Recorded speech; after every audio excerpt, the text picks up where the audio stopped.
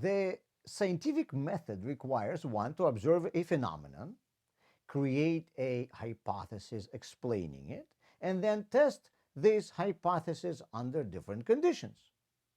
If the hypothesis is confirmed in each one of the experiments, then it is probably true.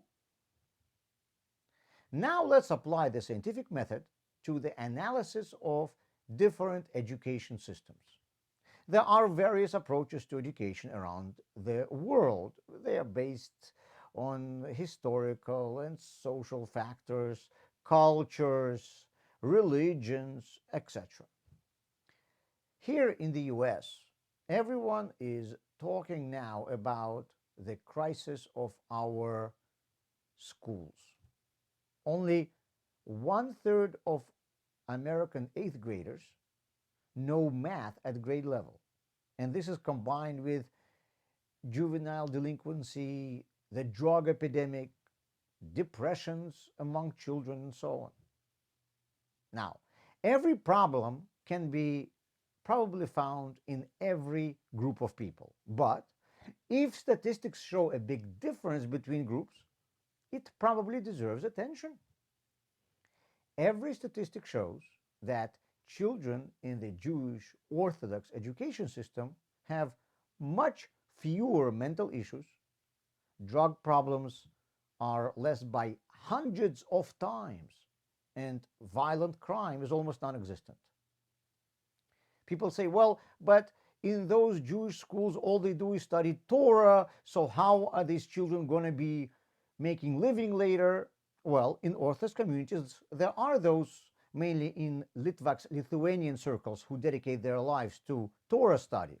I never understood why a historian who studies ancient Greek texts is considered to be employed, but a rabbi who studies ancient Hebrew texts is considered to be unemployed. But this is a question for a different conversation. Even if those who study Torah all day are counted as unemployed, employment in the Jewish Orthodox community is higher than generally in the US.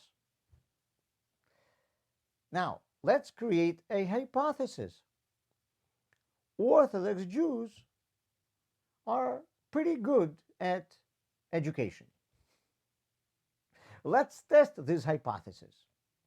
We don't need to create any laboratory experiments. It's enough to look at the Jewish Orthodox communities around the world, in Europe and Israel. And you know what? We see the same picture. Let's also study history. 1,000 years ago and 500 years ago, even non-Jews noticed that many of the problems of their youth were not found in the Jewish communities. Our hypothesis turned out to be confirmed. Probably if someone assesses the situation objectively, he would say that there is something to be learned from Orthodox Jews. But the interesting thing is that in the course of centuries, we see the opposite.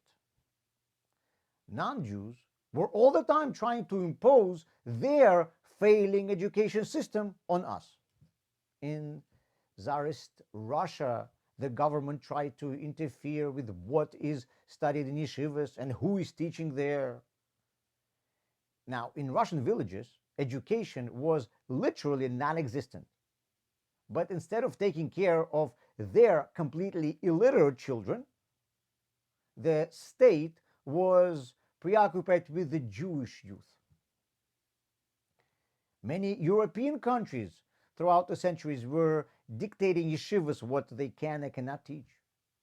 Recently, Canada closed a number of Jewish schools because the government didn't like what was taught there. And now, the New York State is starting to impose its failed education system on yeshivas.